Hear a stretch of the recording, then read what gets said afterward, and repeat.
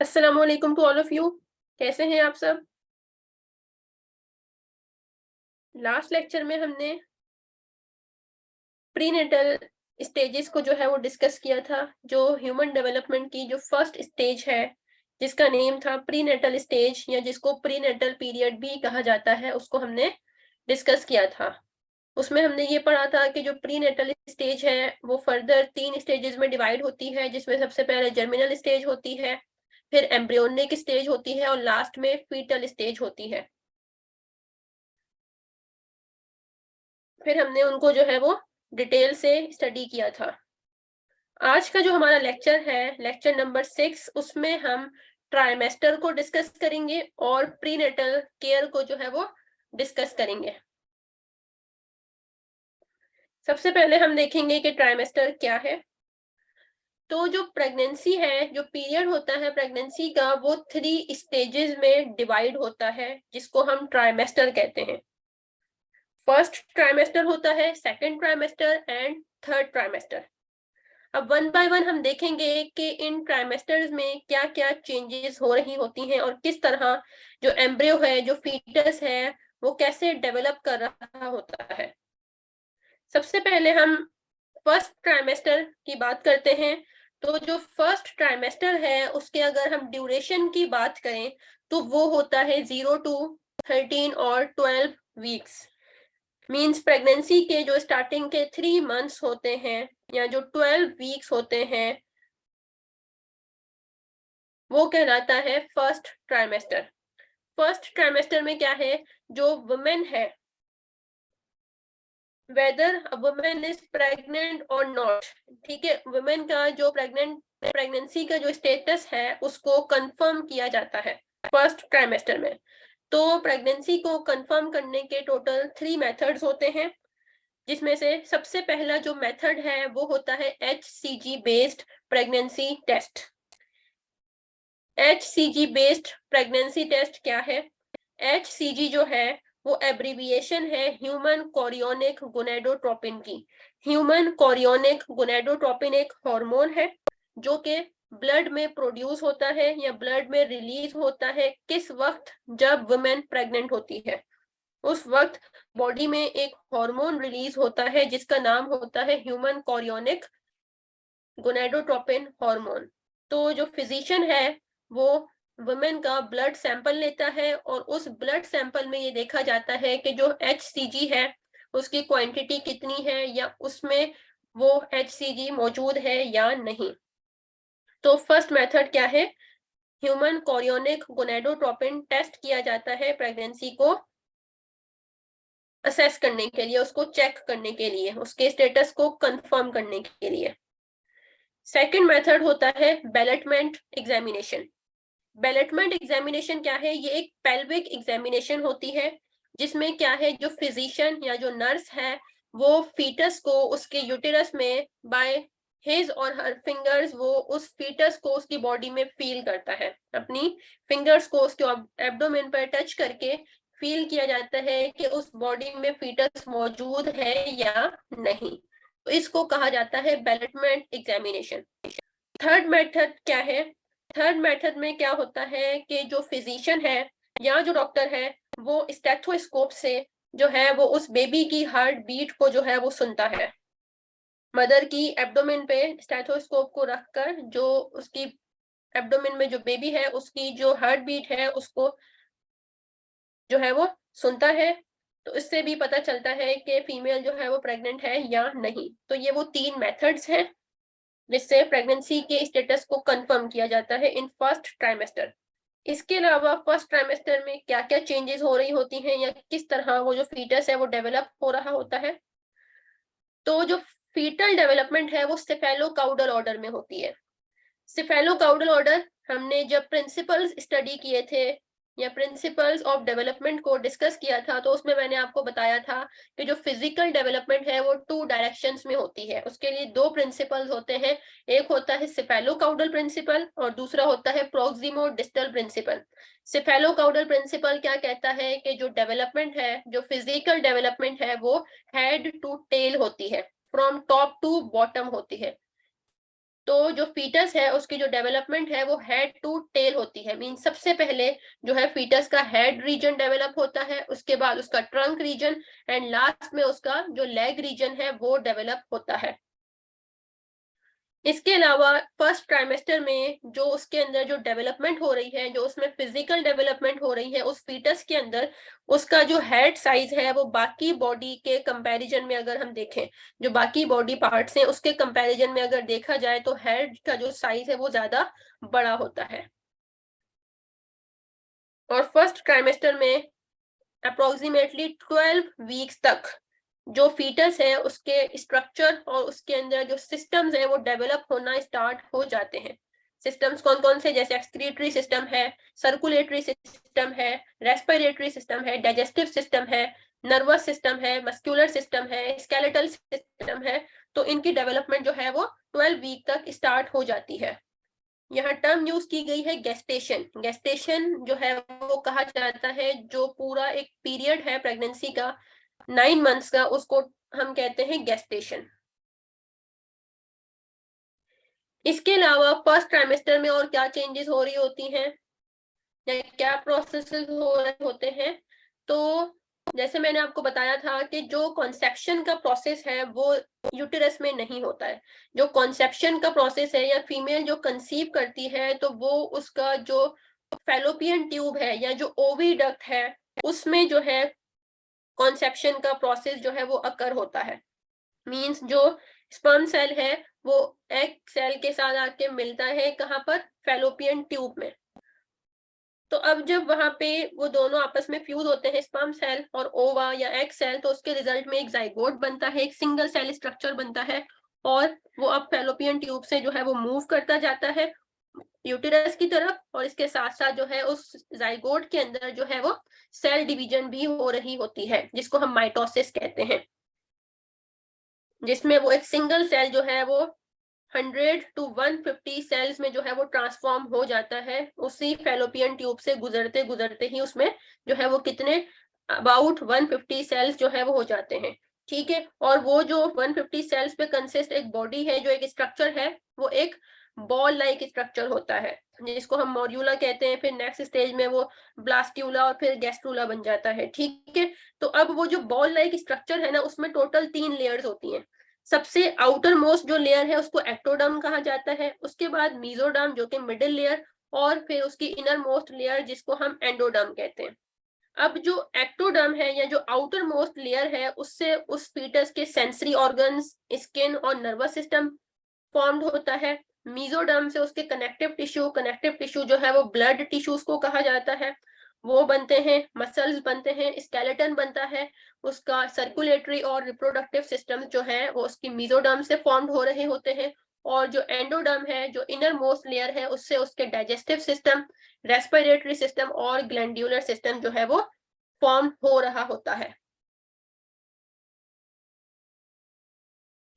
इसके बाद first trimester में एट अबाउट वीक 7 वीक तक तो उस फीटस का जो डाइजेस्टिव सिस्टम और जो रेस्पिरेटरी सिस्टम है उसमें एक लिमिटेड फंक्शनिंग जो है वो स्टार्ट हो जाती है।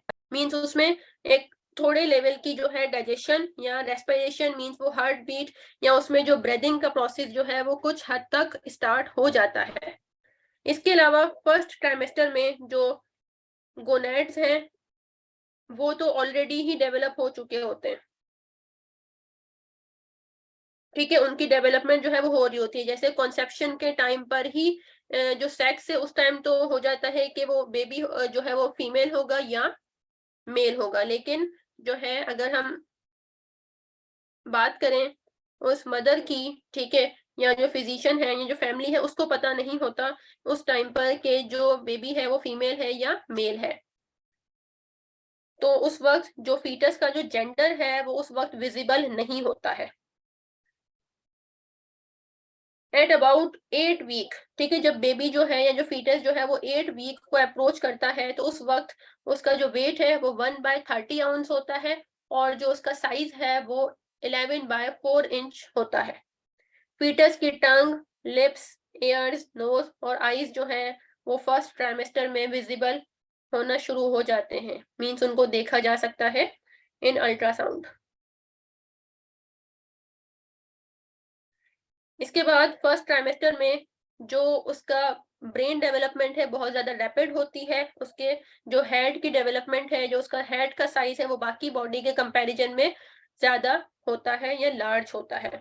आर्म्स, हैंड्स, लेग्स, फीट और उसके जो टोज हैं वो वीक 10 तक जो है वो भी विजिबल हो जाते हैं। और इसके अलावा जो फीटस है वो एक टाइनी ह्यूमन की शक्ल जो है वो इख्तियार कर लेता है। और इस वक्त उसका जो वेट है वो अबाउट 1 आउंस होता है और उसका जो साइज है वो 3 to 4 इंच होता है। और इसके अलावा वीक 12 तक उसके जो सेक्स ऑर्गन्स है वो भी विजिबल होना शुरू हो जाते हैं। यानी कि अब 12 वीक तक आप ये बता सकते हैं, ठीक है, हमें ये पता चल जाता है कि जो बेबी है वो बॉय है या गर्ल है। इसके बाद आता है सेकंड ट्राइमेस्टर। सेकंड ट्राइमेस्टर जो है वो 13th वीक से जो है वो स्टार्ट हो जाता है। मींस जो 4th मंथ है जब स्टार्ट होता है तो उसके साथ ही जो सेकंड ट्राइमेस्टर है वो भी स्टार्ट हो जाता है। सेकंड ट्राइमेस्टर में 14th वीक तक जो मदर है उसके अंदर जो फीटस है उसका जो साइज है वो 6 इंच हो जाता है और जो मदर है वो उस फीटस की मूवमेंट को फील कर रही होती है सेकंड ट्राइमेस्टर में अबाउट 14 वीक तक। उसके अंदर जो मूवमेंट है फीटस की वो स्टार्ट हो जाती है। इसके अलावा जो फिजिशियन है वो 17 to 18 वीक तक जो है उस फीटस की हार्ट बीट को भी डिटेक्ट कर सकता है। 20 से 26 वीक के बीच में जो फीटस है उसका जो वेट है वो अबाउट 2 पाउंड्स हो जाता है। फीटस की जो आईज हैं अब वो सेकंड ट्राइमेस्टर में इस हद तक डेवलप हो जाती हैं कि वो उनको ओपन कर सके। इसके अलावा फीटस जो है वो सेकंड ट्राइमेस्टर में स्लीप भी कर रहा होता है, जाग भी रहा होता है और जो है वो अपनी लिम्स को मूव भी कर रहा होता है। इसके बाद आता है थर्ड ट्राइमेस्टर। थर्ड ट्राइमेस्टर जो है वो 7th मंथ से जो है वो स्टार्ट होता है। थर्ड ट्राइमेस्टर में क्या होता है कि जो फीटस है उसमें जो है एक लेयर फॉर्म होती है फैट की, ठीक है, जो कि उसको प्रोटेक्ट करती है। और सेकेंड थर्ड ट्राइमेस्टर में जो है क्योंकि अब बेबी जो है वो रेडी हो चुका है कंप्लीटली, अब उसने जो है वो बर्थ कैनाल में एंटर होने की या वेजाइना में एंटर होने के लिए जो है वो रेडी हो रहा होता है जो फीटस है। अच्छा, क्या होता है कि उसकी अगर हम पोजीशन की बात करें इन द यूटेरस, फीटस की जो पोजीशन है वो कैसी होती है यूटेरस में, जो उसका हेड रीजन है वो अपवर्ड की तरफ होता है और जो उसका हिप रीजन और जो लेग रीजन है वो डाउनवर्ड होता है। मींस के उसका जो लेग रीजन और जो हिप रीजन है वो बर्थ कैनाल में एंटर हो रहा होता है, ठीक है। तो लेकिन जो बर्थ है उस वो किस तरह होनी होती है कि उस टाइम पे उसका जो हेड रीजन है वो जो है वो टर्न होना चाहिए, मींस वो बर्थ कैनाल में होना चाहिए, ठीक है। बर्थ कैनाल के अंदर जो है सबसे पहले उसका हेड रीजन एंटर होगा और जो लेम रीजन है या जो हिप रीजन है वो अपवर्ड पोजीशन में होगा। तो उसकी जो पोजीशन है वो टर्न होती है अगर उसका जो हेड रीजन है वो अपवर्ड की तरफ होगा। तो जब हिप रीजन या लेग रीजन जब डाउनवर्ड की तरफ होता है तो इसको कहा जाता है ब्रीच प्रेजेंटेशन।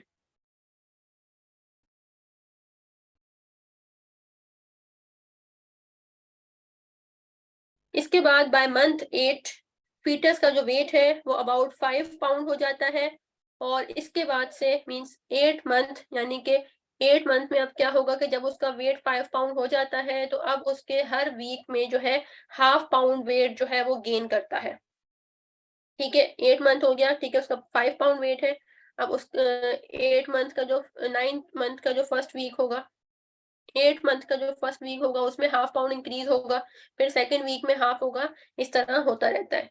इसके अलावा थर्ड ट्राइमेस्टर में जो फीटस है उसकी जो स्किन कलर है वो बहुत ज्यादा रेडिश होता है, तो इसमें उसका जो स्किन कलर है वो जो उसकी रेडिशनेस है वो कम हो रही होती है और उसकी जो बॉडी में रिंकल्स होते हैं वो भी आहिस्ता आहिस्ता अब डिसअपेयर होना स्टार्ट हो जाते हैं। और उसके अलावा एक वैक्सी मटेरियल की कवरिंग जो है या एक लेयर जो है वो उस फीटस के स्किन के अराउंड जो है वो डेवलप हो जाती है, जो कि उसको प्रोटेक्ट कर सके ड्यूरिंग डिलीवरी, कि उसको कोई हार्म ना हो। तो यहाँ पे जो है थर्ड ट्राइमेस्टर जो है वो खत्म होता है और इसके बाद जो है हम नेक्स्ट लेक्चर में वो पढ़ेंगे स्टेजेस ऑफ चाइल्ड बर्थ। अब आज का हमारा एक टॉपिक था ट्राइमेस्टर और दूसरा था प्रीनेटल केयर। अब हम प्रीनेटल केयर देख लेते हैं कि जो मदर है उसको जो है वो क्या केयर करनी चाहिए।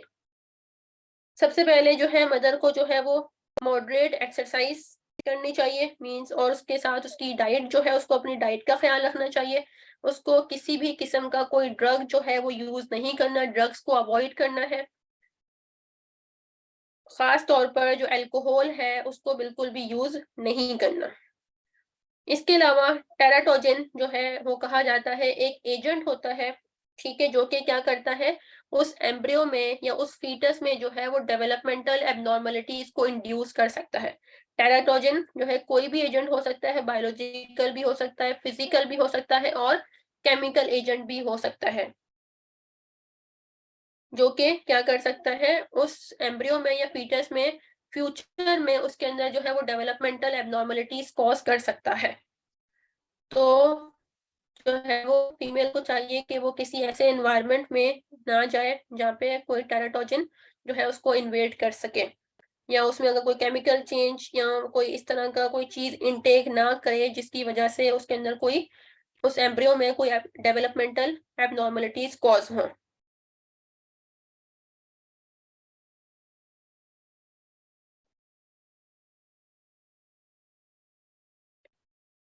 अल्कोहल या इस जैसी जो दूसरी ड्रग्स हैं बहुत सारी होती हैं, तो वो अगर जो है उस प्लेसेंटा को क्रॉस कर ले मींस अगर कोई फीमेल जो है वो प्रेगनेंसी के दौरान जो है वो अगर अल्कोहल का इंटेक कर रही है या इस तरह के दूसरे ड्रग्स का इंटेक कर रही है, तो उससे क्या हो सकता है कि उस जो है वो ड्रग जो है वो क्या करेगा उस प्लेसेंटा के अंदर चले जाएगा, ठीक है, प्लेसेंटा को क्रॉस करते हुए उस फीटस के अंदर चले जाएगा, क्योंकि जैसे कि उस प्लेसेंटा से क्या हो रहा होता है जो न्यूट्रिशन है वो उस बेबी में जा रही होती है।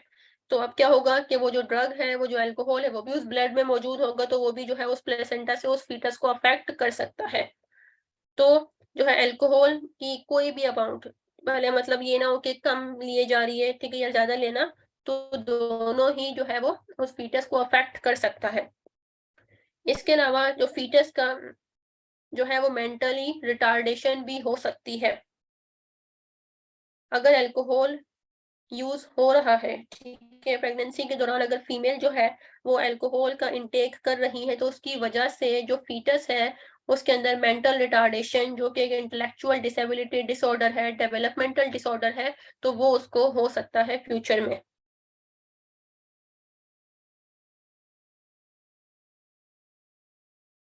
इसके अलावा अगर फीमेल जो है वो बहुत ज्यादा अमाउंट में अगर अल्कोहल का इंटेक करती है, तो उसकी वजह से जो है जो फीटस है उसको फीटल अल्कोहल स्पेक्ट्रम डिसऑर्डर, जिसको FASD भी कहा जाता है, वो भी हो सकता है, जिसमें फिजिकली भी सिम्टम्स शो होते हैं उस बेबी में, उस फीटस में, और उसके अलावा कॉग्निटिव लेवल पर भी जो है उसमें सिम्टम्स शो हो रहे होते हैं। फिजिकल लेवल में क्या सिम्टम्स हो सकते हैं, जैसे उसका जो हेड साइज होगा वो स्मॉल होगा, इसके अलावा जो उसके फेशियल फीचर्स होंगे वो एबनॉर्मली डेवलप होंगे।